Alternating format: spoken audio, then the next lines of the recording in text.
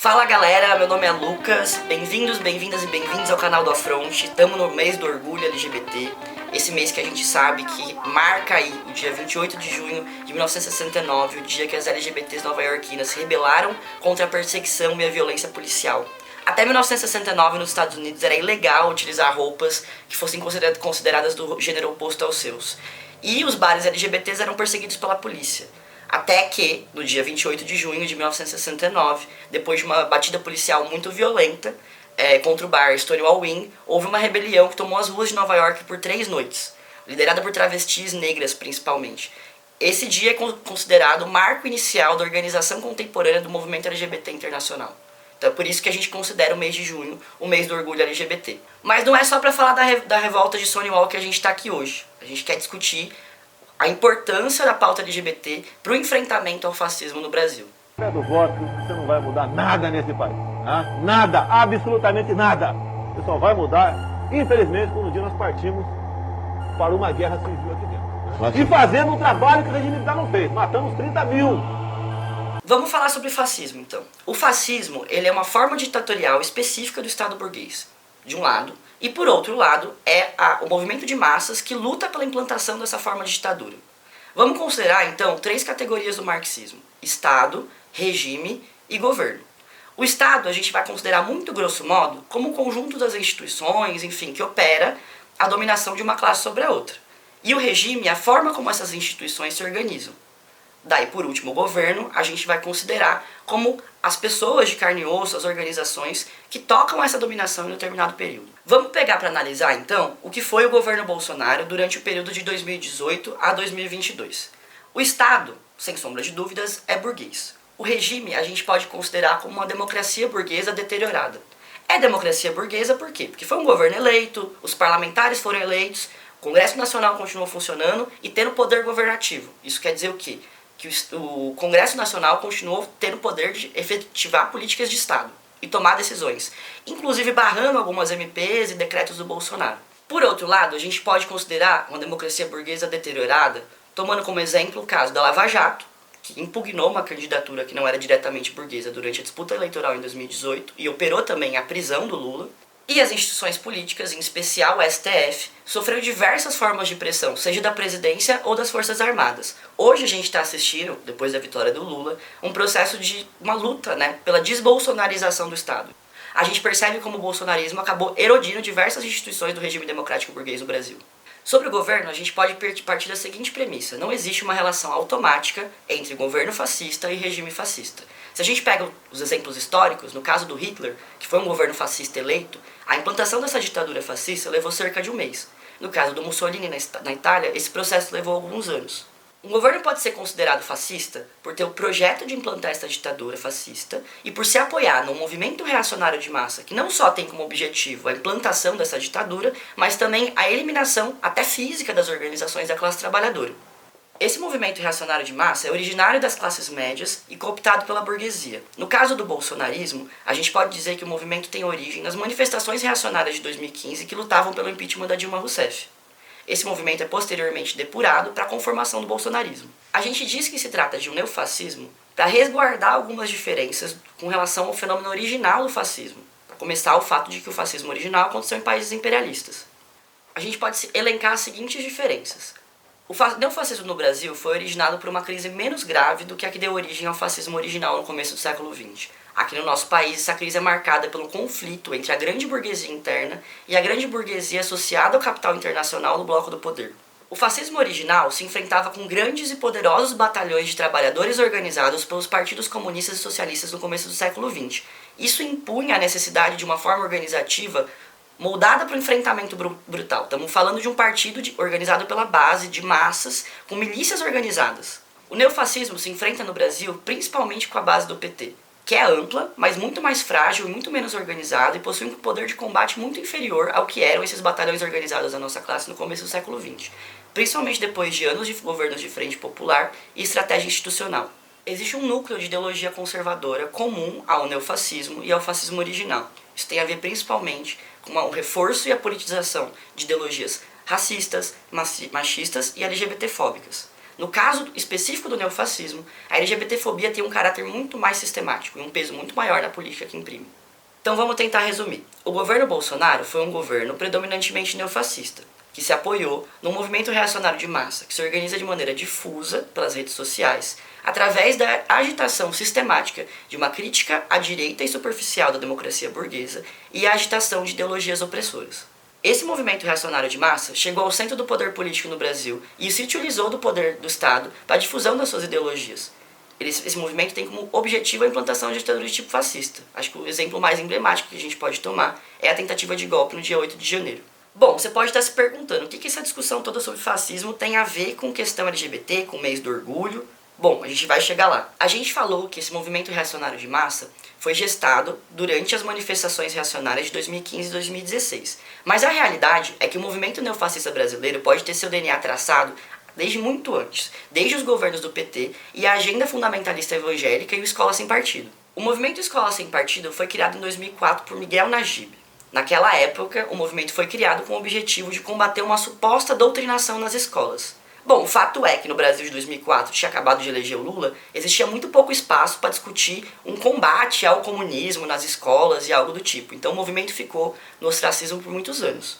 A situação muda quando em 2011 surge a polêmica em torno do suposto kit gay, que era um material, na verdade, chamado Kit Escola Sem Homofobia, que seria distribuído nas escolas públicas com o objetivo de combater a homofobia nas escolas. Jair Bolsonaro foi um dos principais difusores de mentiras sobre o projeto. Ele dizia que esse kit tinha como objetivo transformar os estudantes em gays e lésbicas.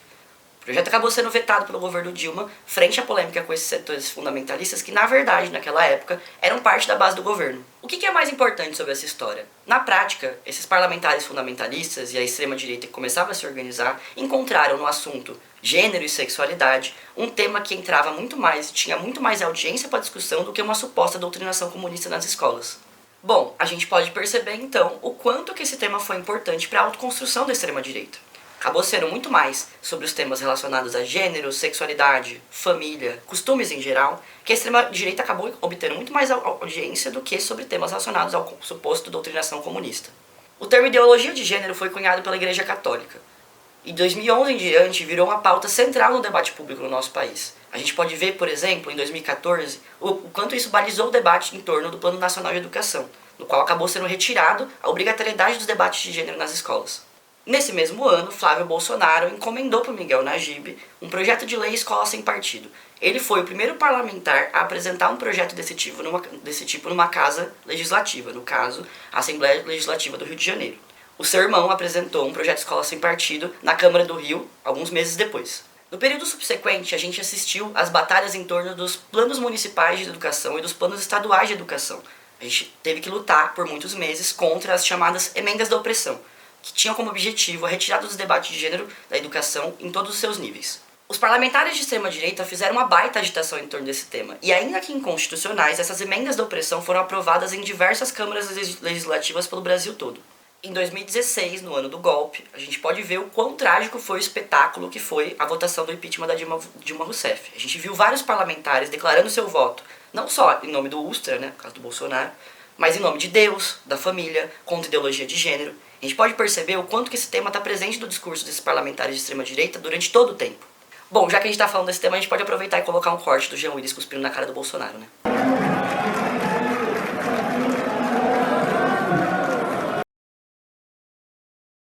Em 2016, já haviam mais de 50 projetos de escola sem partido espalhados por todo o Brasil.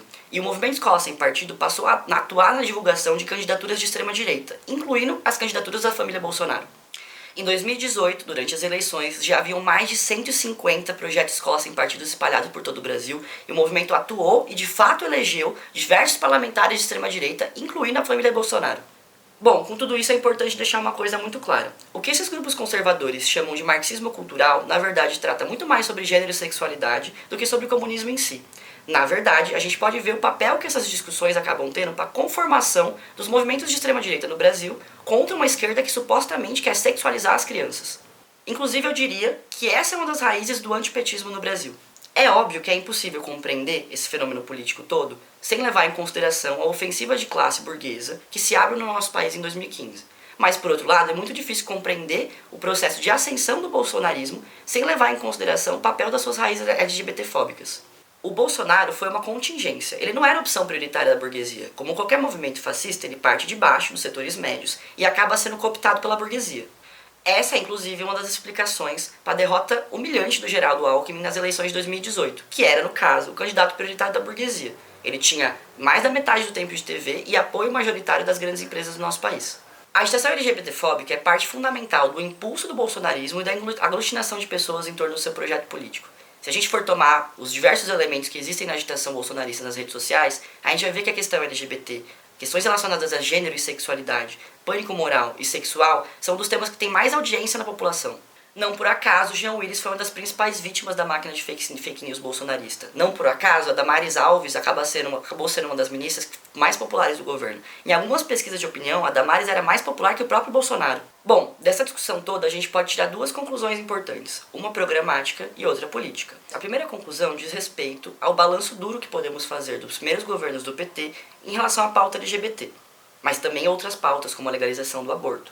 Durante os governos do PT, a gente assistiu a uma série de recuos diante da pauta LGBT, pela pressão do fundamentalismo evangélico. Isso limitou as ações do governo no sentido do combate à LGBTfobia, principalmente no terreno da educação. Esses recuos tinham fundamentalmente a ver com a necessidade do PT de garantir acordos no Congresso Nacional pela sua governabilidade. Este método de garantir a governabilidade através de alianças com a direita teve um preço muito alto. Esses recuos na pauta LGBT garantiram um espaço importante para o que veio se formar como o bolsonarismo posteriormente. A gente precisa tirar lições desse processo quando a gente para observar e percebe a importância que isso teve para o cenário político do nosso país no último período. O preço de não levar até o final a pauta dos setores oprimidos é muito alto e a gente está pagando por ele até hoje. Isso não é tão distante do que a gente está assistindo hoje, né, gente? Hoje a gente vê o governo sendo chantageado pelo Arthur Lira. A gente precisa pautar outra forma de obter governabilidade. No lugar de se apoiar nas negociatas com os setores que são nossos inimigos, Lula precisa se apoiar na nossa mobilização, no povo que colocou ele no poder. Bom, a segunda conclusão é: a gente percebe então o peso que o tema da LGBTfobia tem para a constituição do bolsonarismo. Então, se a gente leva isso em consideração, a nossa conclusão é que, para vencer o debate de ideias contra a extrema-direita na sociedade, a gente precisa ganhar o debate de ideias na sociedade em torno dos temas de gênero e sexualidade e da pauta de costumes. Ou seja, no lugar de dizer cortina de fumaça, tema lateral, a classe trabalhadora não entende, se a gente não pautar os temas de gênero e sexualidade com seriedade e fazer com que, no lugar de não entender, a classe passe a entender, a gente nunca vai conseguir derrotar a extrema-direita no nosso país. Esse tema continua sendo muito importante. Depois da derrota do Lula, a gente vem assistindo desde o começo do ano uma brutal ofensiva antitrans nas casas legislativas do Brasil. No ano que a gente elegeu a Erika Hilton e a Duda Salabert para o Congresso Nacional, a gente vê um parlamentar subir no púlpito do plenário da Câmara, vestindo uma peruca, para fazer chacota com as pessoas trans e para dizer que o avanço dos direitos das pessoas trans era um retrocesso dos direitos das mulheres. Alguns meses atrás, a Folha de São Paulo fez um levantamento que chegou à conclusão que durante os primeiros meses desse ano foi apresentado um projeto de lei antitrans por dia nas diversas câmaras legislativas do nosso país. Esses projetos de lei tratam dos mais diversos temas, do veto ao uso do nome social, o veto às pessoas trans participarem de competições esportivas, do veto à possibilidade de banheiros de gênero neutro, além dos clássicos temas relacionados à escola sem partido e o veto do debate de gênero nas escolas. Esses projetos foram aprovados, inclusive, apesar de inconstitucionais em diversas câmaras pelo país. Bom, por mais que esses projetos possam ser considerados inconstitucionais pelo STF ou então vetados pelo Poder Executivo, a gente sabe o que está acontecendo nesse país nesse momento é uma nova ofensiva da extrema-direita com o objetivo de se construir em cima dos preconceitos que existem na nossa sociedade, como a transfobia. Esse método é já conhecido nosso, a gente estava discutindo aqui como isso se deu no pré-2018. Agora, com a derrota eleitoral do bolsonarismo, a gente passa a ver de novo o papel que esse tema tem no enfrentamento à esquerda, às pautas dos trabalhadores e para a autoconstrução da extrema-direita. A eleição do Lula e a derrota eleitoral do Bolsonaro foi uma vitória muito importante. Mas o que a gente percebe é que, na prática, o bolsonarismo segue vivo, muito vivo, e aí disputando as suas ideias na sociedade. Então, se a gente leva em consideração a importância desse tema para a construção política da extrema-direita, a gente percebe que parte do enfrentamento fundamental à extrema-direita é a luta pelos direitos das pessoas trans. Então, temos que lutar por cotas para pessoas trans no serviço público, nas universidades, ampliação do atendimento para as pessoas trans no SUS. Lutando por essas pautas, a gente consegue pautar um enfrentamento de alto grau com a extrema-direita e avançar nos preconceitos sobre os quais eles se constroem. Os temas de gênero e sexualidade hoje são considerados temas espinhosos. Inclusive, foi um tema que foi muito evitado na campanha eleitoral do ano passado. A esquerda precisa tirar lições de tudo que a gente está discutindo aqui. Não é possível evitar temas de gênero e sexualidade por ser um tema difícil de discussão. Se esse é o tema principal dos nossos inimigos, a gente precisa enfrentar de frente e não fugir. A luta contra os projetos de lei antitrans e pelos direitos das pessoas trans é parte central da luta contra a estratégia de autoconstrução da extrema-direita em cima dessas pautas. Então, se a gente quer vencer essa batalha, a gente precisa vencer a caça às travestis que está sendo promovida pela extrema-direita no nosso país. Bom, gente, esse foi o tema de hoje. Se você curtiu, dá um like, se inscreve no canal. Tem muita coisa boa por aí ainda.